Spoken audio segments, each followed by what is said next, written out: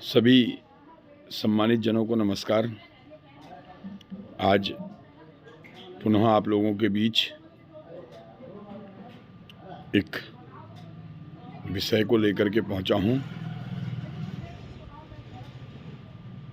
जैसा कि हल्द्वानी में लगातार चर्चा चल रही है कि हल्द्वानी शहर जो है जाम से फटा पड़ा है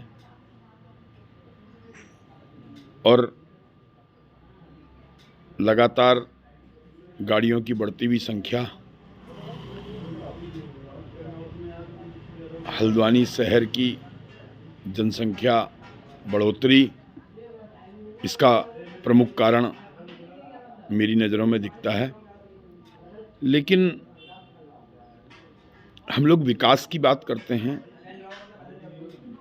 हल्द्वानी में विकास तो बहुत हुआ है लेकिन सुनियोजित विकास नहीं हो पाया, जिस कारण हम लोग लगातार जाम से जूझ रहे हैं।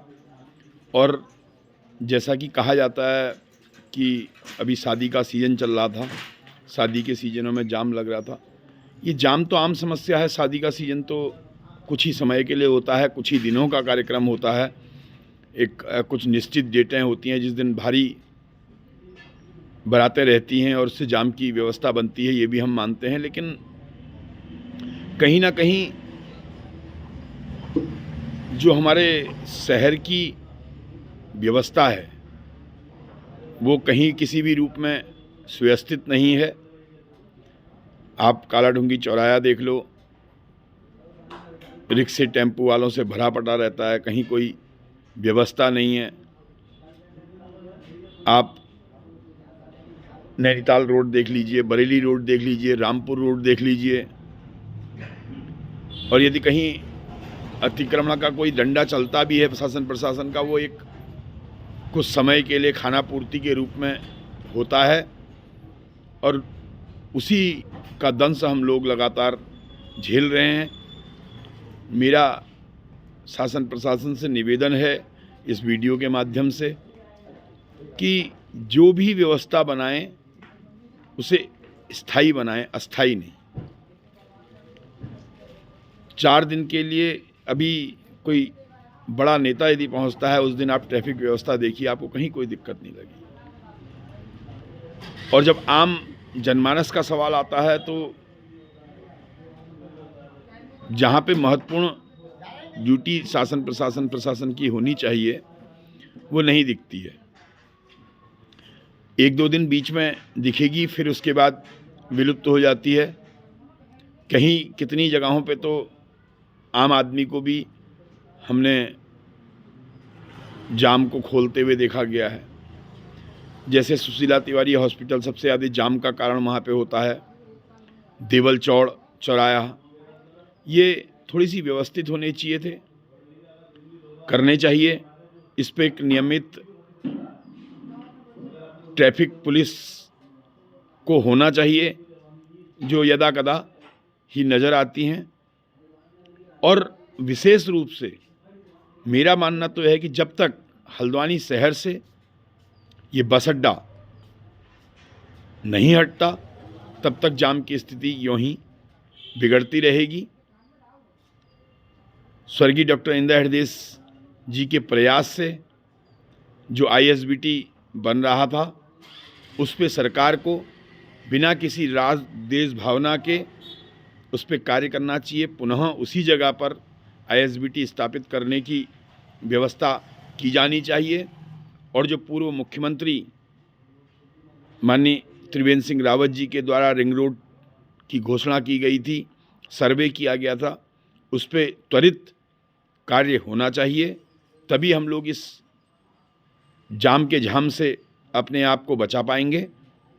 और अन्यथा इसी तरह अखबारों में चर्चाएं होंगी और अंततोगत्वा परिणाम सिफर होगा। तो मेरा सभी से निवेदन है, हल्द्वानी की जनमानस जनता से, कि आइए हम सब लोग मिलकर एक अलग जगाएं, शासन प्रशासन को जगाएं। इसके लिए हमारे हल्द्वानी के विधायक भाई सुमित हृदय जी से मेरा आग्रह रहेगा कि आपके नेतृत्व में ये पुनः आईएसबीटी जहाँ पे था, जहाँ पे प्रस्तावित था, उसी जगह पे उसको बनाने के लिए प्रयास करें। और वो बहुत उत्तम जगह है। और जब शहर से आईएसबीटी हट जाएगा तो आधी जाम की समस्या आपको हल्द्वानी शहर से दूर भागती हुई नज़र आएगी।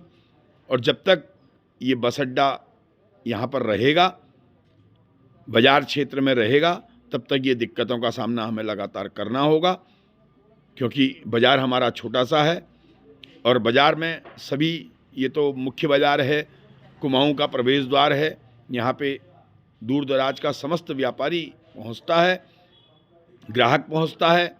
और इसमें जाम की स्थिति बनना स्वाभाविक है, लाजमी है। और विशेषकर जब स्कूल की गाड़ियों का छुट्टी का समय होता है, उस समय ज़्यादा जाम की स्थिति रहती है, चाहे वो लाल डांट चौराहा हो, चाहे वो ऊंचा पुल चौराहा हो, चाहे वो नवाबी रोड चौराहा हो, चाहे वो तिकोनिया चौराहा हो, चाहे वो बरेली रोड की हो।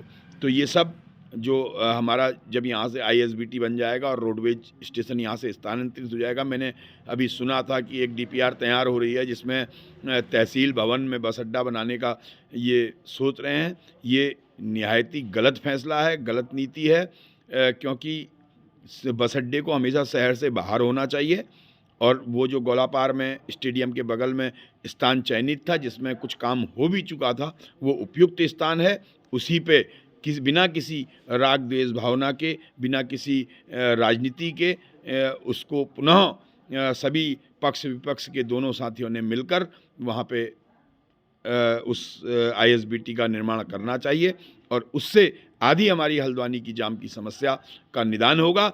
और दूसरा, ये जो रिंग रोड का प्रस्ताव है, इसे तुरंत अमली जामा पहनाएं और फिर आप देखें हल्द्वानी से जाम को मुक्ति मिलेगी। इन्हीं शब्दों के साथ आप सभी का बहुत बहुत धन्यवाद। आप मेरे विचारों को सुनें। मैं आपसे निवेदन करूंगा कि ये व्यापारियों की आवाज़ हर्ष करके मेरा यूट्यूब चैनल है, इसे ज़्यादा से ज़्यादा सब्सक्राइब करें, लाइक करें, फॉलोवर करें, क्योंकि मेरे द्वारा किसी भी तरह की उजुल फुजुल बातों का कोई वीडियो नहीं बनाया जाता है। जो भी होगी समाज से जुड़ी हुई बातें आपको इस YouTube के माध्यम से देखने को मिलेंगी, मेरे चैनल के माध्यम से देखने को मिलेंगी। विशेष रूप से व्यापारियों की समस्याओं को एक प्लेटफॉर्म देने के लिए ये YouTube चैनल मेरे द्वारा बनाया गया है। मेरा आप सबसे निवेदन है कि मुझे सहयोग करें और इस चैनल को ज़्यादा से ज़्यादा लाइक, शेयर और सब्सक्राइब करें। थैंक यू, धन्यवाद।